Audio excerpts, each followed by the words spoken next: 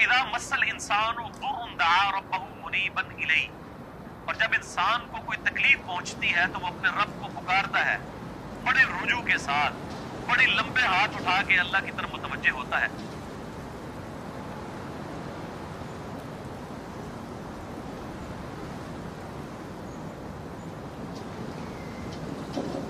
ثم اذا خولہ نعمتا منہ، جب ہم اسے اپنی طرف سے نعمت عطا کر دیتے ہیں، نسی من کان یدعو الیہ من قبل، تو وہ ایسا بھول جاتا ہے جیسا کہ اس نے کبھی ہمیں پکارا ہی نہیں تھا. یہی ہوتا ہے. یعنی دنیا میں لوگ اللہ کو پکارتے ہیں، اللہ تعالیٰ مصیبت پریشانی حل کر دیتا ہے، اس کے بعد وہ یا تو اور ہستیوں کی طرف اس تکلیف کو دور کرنے کو منسوخ کرنا شروع کر دیتے ہیں، یا وہ کہتے ہیں جی میری تو پلاننگ ہی بڑی چنگی سی، دیکھو نا میں اس ٹائم بڑا منو سمجھ آ گئی سی کیا ہونا ہے تو میں کر لیا سی. تو انہوں اللہ کا بندہ جنی مرضی سمجھ آ جائے، اللہ کے سامنے تو اتنے فیکٹرز ہیں کہ کسی بھی انسان کو کسی بھی وقت وہ آنے واحد میں ہیرو سے زیرو اور زیرو سے ہیرو کر دے، اس کے لیے کوئی مسئلہ ہے. یعنی انسان کی ساری پلاننگز دھری رہتی، جیسا کہ مولا علی رضی اللہ تعالیٰ عنہ علیہ السلام کا قول ہے کہ میں نے اپنے ارادوں کے ٹوٹنے سے اپنے رب کو پہچانا ہے. یعنی میں پورا ارادہ کر لیتا ہوں، سارے کے سارے سرکمسٹانسز فیوریبل ہوتے ہیں میرے لیے، ڈن، اچانک پتہ ہی نہیں چلتا کہ یہ کیا ہو گیا. ایسا ہو جاتا ہے میرے بھائیوں. اور یہی چیزیں بیسیکلی اللہ تعالیٰ اپنا آپ انسان کو دکھاتا ہے کہ کوئی شخص اللہ تعالیٰ سے کبھی بھی آزاد نہیں ہو سکتا. حتیٰ کہ آپ دیکھ لیں سورۃ الکہف میں آیا کہ اے نبی علیہ السلام کبھی ایسا نہ ہو کہ آپ یہ ایک بات کہیں کہ میں کل یہ کام کروں گا اور آپ انشاءاللہ نہ کہیں.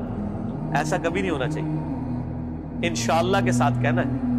اگر وقت کے پیغمبر کو یہ بات کی جا رہی ہے، ہمارے محبوب صلی اللہ علیہ وآلہ وسلم کو، کہ آپ نے کبھی مستقبل کے بارے میں انشاءاللہ کے بغیر بات نہیں کرنی، کبھی نہیں کرنا ہے میں کام کروں گا، مگر یہ کہ انشاءاللہ ماشاءاللہ کے ساتھ. کیونکہ انسان تو صرف ان فیکٹرز کو دیکھ رہا ہوتا ہے نا جو آپ کے سامنے.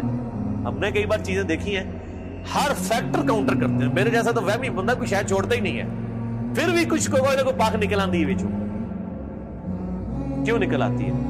انسان کبھی آزاد نہیں ہوتا اللہ سے، اس کی تقدیر سے کبھی آزاد نہیں ہو سکتا. اسی لیے الحمدللہ عرصہ دراز سے ہم اپنی پوری ایفرٹ کر کے اس کے بعد اللہ پر ہی توقع رکھتے.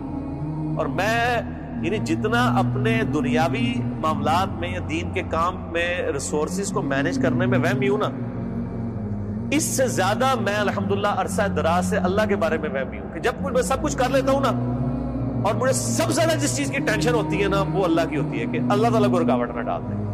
اللہ کی طرف متوجہ رہتا ہوں ہر معاملے میں. اور اس کا میں نے پھر پازیٹیو رزلٹ دیکھا ہے کہ میرے بگڑے ہوئے کام جس میں میں نے کئی چیزیں اوور لک کی ہوئی ہوتی ہیں وہ پھر اللہ نے سنبھالی ہوتی ہیں، وہ خود بخود ریزالو ہونی شروع ہو جاتی ہیں. پتہ ہی نہیں چلتا کہ کہاں سے اللہ تعالیٰ معاملات کو سیدھا کرتا ہے. وَمَن يَتَّقِ اللَّهَ يَجْعَل لَّهُ مَخْرَجًا وَيَرْزُقْهُ مِنْ حَيْثُ لَا يَحْتَسِبُ. یہ قرآن کی آیت ہے سورہ طلاق کی. جو کوئی اللہ پر تقوی اختیار کرے گا ہم اس کو وہاں سے رزق دیں گے کہ اسے گمان بھی نہیں ہوگا. ان اللہ بالغ امری، اللہ تعالیٰ اپنے کاموں کو پورا کر کے رہتا ہے. اللہ نے جو ارادہ کر لیا نا، جس کام کو بلوغت تک لے کے جانے کا وہ اس نے کر. لیکن قد جعل اللہ لکل شیء قدرا، لیکن ہر چیز کے لیے اللہ نے ایک اندازہ مقرر کر رکھا ہے. یعنی جب وہ وقت آئے گا نا تبھی وہ معاملات ہوں گے، اس سے پہلے نہیں ہو سکتے. آپ جتنا مرضی ٹل لگا لیں، جس چیز کا جو وقت ہے وہ اسی وقت پہ ہونا. تو اللہ تعالیٰ فرماتا ہے کہ یہ جب ہم ان کو عطا کر دیتے ہیں پھر یہ فوراً اللہ کو بھول جاتے ہیں.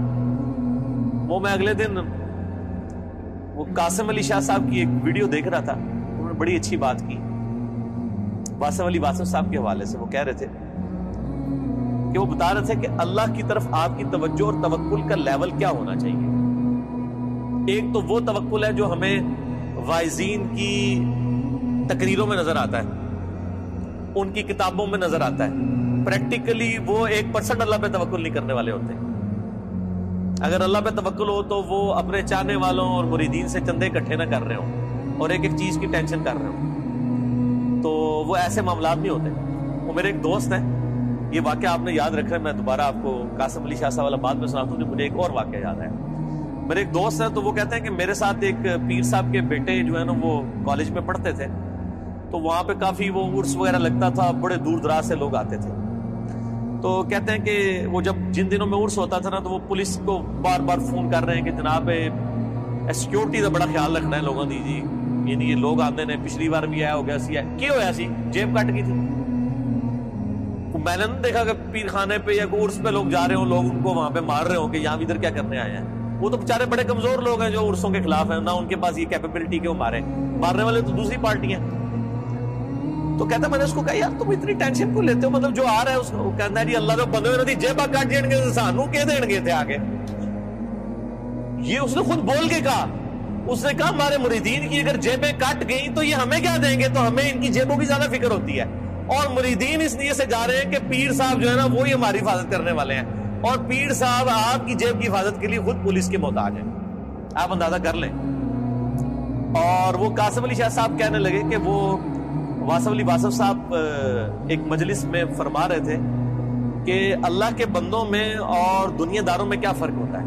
وہ کہتے ہیں اللہ کے بندے جو ہوتے ہیں نا، ان کو کوئی اگر پتھر بھی مار دیتا ہے نا آ کے، تو ان کو پتھر مارنے پر بھی غصہ نہیں آتا، وہ اوپر دیکھ کہتے ہیں یا اللہ خیر ہے، کوئی غلطی ہوگی، کیوں یہ حقیقت بات ہے کہ فاعل حقیقی اللہ ہے، یہ ذہن میں رکھیے گا۔ آپ کو جو مخلوق کی طرف سے تکلیف بھی پہنچتی ہے نا، اس کا فاعل حقیقی بھی اللہ ہے، کیونکہ جو ہزاروں تکلیف کے درمیان ہرڈل بنا ہوا ہے اسی نے اجازت دی ہے نا کہ چلو ایک چونٹی انہوں وڈ لے جائے، کیونکہ ہزاروں تکلیفیں تو اس نے آلریڈی بلاک کی ہوئی ہیں، ہمیں تو پتہ ہی نہیں کہ کہاں کہاں سے۔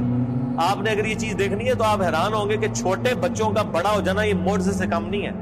بچے جس طرح اندھوں کی طرح بھاگتے ہیں، ایک کن پٹی پہ صرف ایک جو ہے کارنر لگنے کی مار ہے نا بچے کی ڈیتھ، بڑا بندہ مر جاتا ہے۔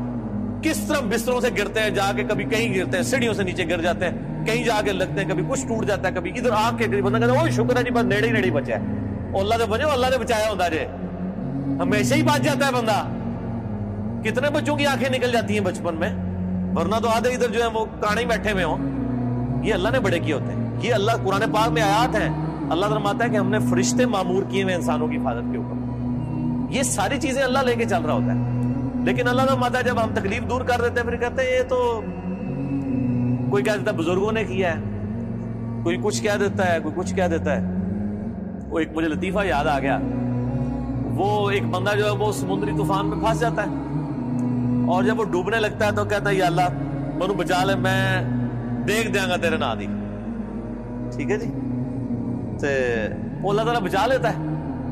تو وہ پھر کنارے آ کے کہتا ہے جی، وہ تو پھر ظاہر ہے اس نے مکر ہی جانا ہوتا ہے، جو اللہ تعالیٰ فرماتا ہے کہ جب ہم ان کی تکلیف دور کرتے ہیں پھر یہ بھول جاتے ہیں ہمیں۔ تو کنارے پہ پہنچ کے کہتا ہے کیڑی دیکھ، کوئی دیکھ شیک نہیں ہو۔ تو وہ پھر ایک اور ہچکولا اس کو آتا ہے، تو پھر وہ سمندر میں کہتا ہے نہیں یا اللہ میں پوچھ رہا تھا مٹی کے لوڑی، ٹھیک ہے، کیڑی دیکھ تو مراد ہے مطلب نہیں، یہ اللہ نے تو نہیں دھوکہ دیتا جا سکتا ہے، دنیا ہی دھوکہ دیتا جا سکتا ہے کہ میٹھی دیکھ یا نمکین۔ تو یہ وہی چیز ہے، اللہ تعالیٰ فرماتا ہے کہ یہ جب ہم ان کی تکلیف دور کرتے ہیں تو اس طرح بھول جاتے ہیں کہ جیسا کہ ہمیں کبھی پکارا ہی نہیں تھا۔